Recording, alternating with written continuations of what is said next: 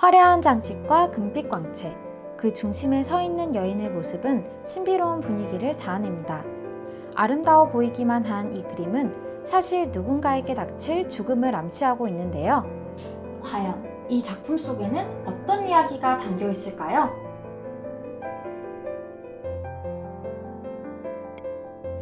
이 작품은 귀스타브 모로의 헤롯 앞에서 춤추는 살로메입니다. 작품은 화면 중앙에 보이는 인물인 헤로당과 그의 앞에서 관능적으로 춤을 추는 살로메의 모습을 그려낸 것이죠. 사실 이 작품은 성서를 모티프로 만들어졌는데요. 작품의 주인공인 살로메는 헤로당의 딸로 세례자 요한과 함께 복음서에 등장하는 실존 인물이죠. 세례자 요한은 헤로당이 동생의 아내인 헤로디아와 결혼하자 이들을 공개적으로 비난했는데요. 이에 왕비 헤로디아는 세례자 요한을 죽이고 싶었지만 그를 따르는 무리가 많아 그를 옥에 가두어둘 수밖에 없었죠. 그러던 중 헤로당의 생일잔치가 열렸고 여기서 살로메는 춤을 추어 그를 즐겁게 했습니다. 이에 헤로당은 살로메에게 무엇이든 청하는 것을 들어주겠노라 약속했고 그녀는 어머니 헤로디아의 말에 따라 세례자 요한의 목을 쟁반에 담아달라 요구합니다. 왕은 내키지 않았지만 약속대로 요한을 처형했고 그의 머리는 쟁반에 담겨 소녀에게, 그 다음에는 그 어머니에게 건네지게 되었죠. 성서에서 살로메는 단순히 춤을 잘 추는 소녀일 뿐이지만 모로의 그림 속에서 그녀는 매우 유혹적인 여인의 모습으로 묘사됩니다. 모로는 소녀의 모습을 왜 이렇게 관능적으로 표현한 것일까요? 이는 19세기 말 유럽 사회에 만연했던 세기말적인 분위기가 반영된 것인데요. 19세기 말 유럽은 산업혁명의 영향으로 각종 산업들이 급격히 발전하게 됩니다. 그러나 이는 곧 심각한 빈부의 격차를 초래했고 이에 따라 기존의 봉건 중심적 귀족 사회가 붕괴되었죠. 특히 이 시기 프랑스는 프로이센과의 보불 전쟁에서 패배하며 사회적인 불안감이 만연했는데요. 이는 곧 문화 영역 전반에 걸쳐 염세주의와 퇴폐주의로 이어지게 됩니다. 따라서 이 시기 사람들은 현실의 도피에 내면으로 빠져들었고 특히 예술가들은 현실 회피의 수단으로 몽환적인 환상의 세계를 추구하게 됩니다.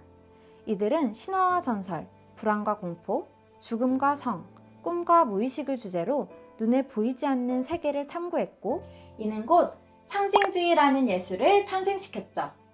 이 상징주의 예술에서 성과 관련된 주제는 매우 중요했는데요.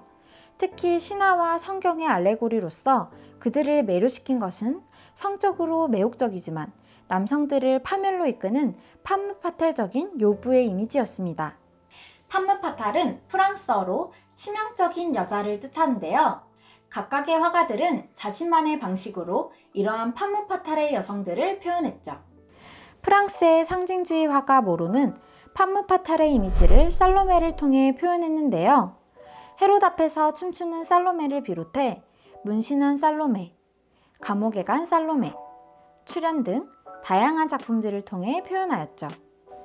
또한 모로는 신화 속에 등장하는 인물로 판무파탈을 표현하기도 했는데요. 대표적으로 그리스 로마 신화 중 오이디푸스에 등장하는 스핑크스가 있습니다. 스핑크스는 사자의 몸에 독수리의 날개를 달고 여자의 얼굴을 한 괴물이죠. 이 괴물은 그리스 도시국가 테베의 길목을 지키고 있다가 지나는 사람에게 수수께끼를 내서 풀지 못하면 잡아먹어버리는 사악한 괴물이었는데요. 스핑크스로 인해 나라가 피폐해지자 누구든 이 괴물을 처리하는 자에게 테베의 왕위와 왕비를 주겠다는 포고령이 떨어집니다. 이에 오이디푸스는 괴물을 처리하고자 나섰고 스핑크스의 수수께끼를 풀어 결국 괴물을 처치하게 되죠. 작품 오이디푸스와 스핑크스는 오이디푸스가 스핑크스의 수수께끼에 도전하는 장면을 묘사하고 있는데요.